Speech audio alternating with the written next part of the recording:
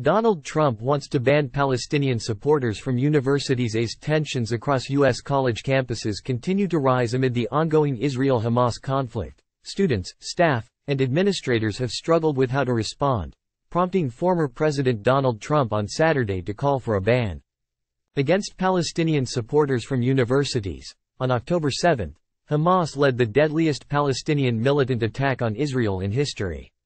Israel subsequently launched its heaviest ever airstrikes on Gaza. As of Saturday, at least 1,300 people had been killed in Israel, the Associated Press reported, citing the Israeli military. More than 1,500 people had been killed and more than 6,600 had been injured in Gaza, according to the Gaza Health Ministry. Since the attack, many college students have taken to social media to voice their thoughts and concerns as both pro-Israel and pro-Palestinian student groups across the country have weighed in with statements. However, those statements were soon met with in-person protests, provoking strong reactions from each side.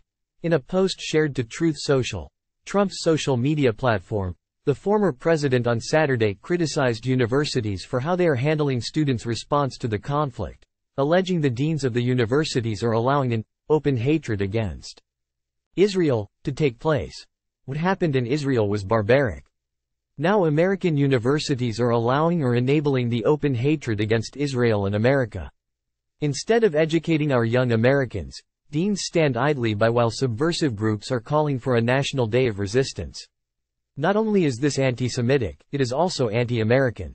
Students have begged deans to throw these subversive groups off campus. We banned Nazis, banned communists. It is about time that we remove these antisemites from our schools, or is the cancel culture only used against conservatives? Trump wrote.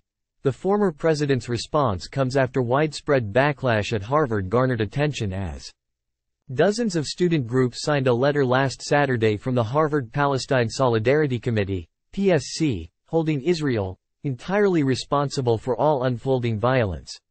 The letter has since faced growing backlash from students, faculty, high-profile alumni, politicians, and even Harvard's president, leading to several groups retracting their support of the letter.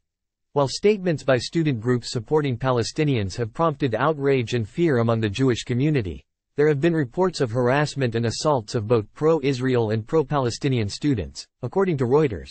Trump, who seemingly refers in his Truth Social post to the 1952 Feinberg Law, which prohibits communists from teaching in public schools, but has since ended in 1967, continues to state banning Palestinian supporters from universities as a way to remove these antisemites from schools.